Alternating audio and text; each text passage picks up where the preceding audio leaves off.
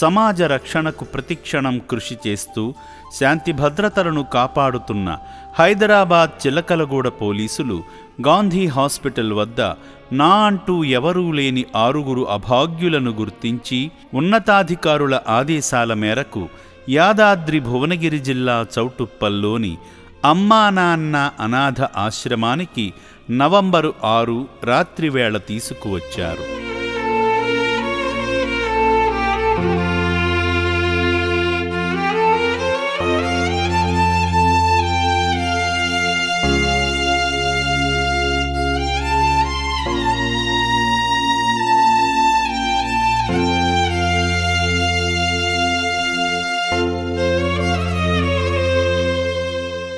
వీరిలో నడవలేని స్థితిలో ఉన్న వృద్ధులను ఆశ్రమ సిబ్బంది వీల్చైర్పై కూర్చోబెట్టారు.